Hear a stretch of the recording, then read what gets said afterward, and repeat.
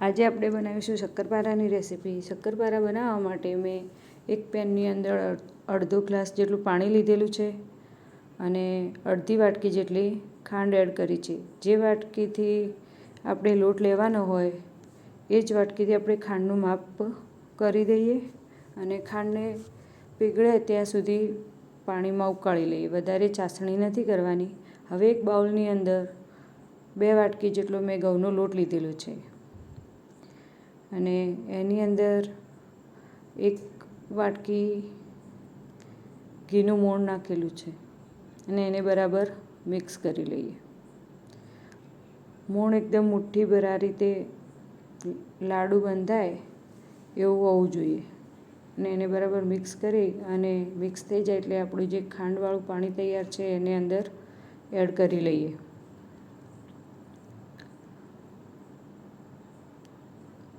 Add કરીને હવે એનો એક સોફ્ટ લોટ બાંધી દઈએ। એકદમ સોફ્ટ લોટ બાંધશું કારણ કે અંદર ખાંડ નાખેલી છે એટલે આપણો લોટ થોડો હાર્ડ થઈ જશે।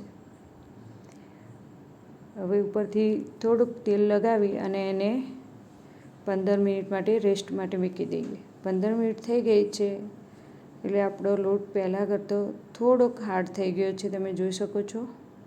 હવે એને આ રીતે કટ કરી અને 4 ભાગ કરી લઈએ। તમે જોઈ શકો છો આપણો લોટ એકદમ તૈયાર છે, અંદર ઝીણી એવી જાળીઓ તૈયાર થઈ ગઈ છે।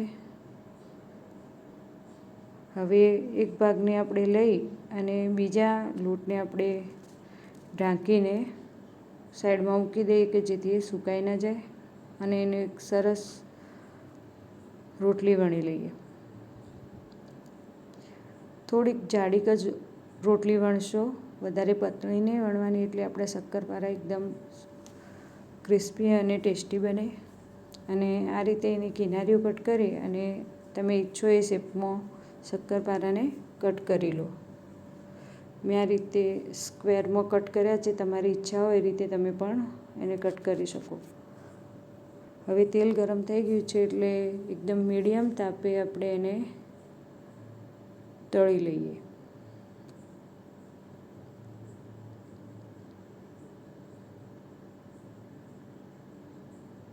એકદમ ગોલ્ડન રંગના થાય ત્યાં સુધી એને આપણે તળી લઈએ।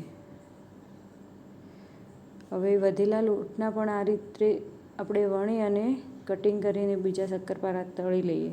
તમે જોઈ શકો છો એકદમ ક્રિસ્પી અને ટેસ્ટી એવા શક્કરપારા બનીને તૈયાર છે, ઘરના બનેલા શક્કરપારા।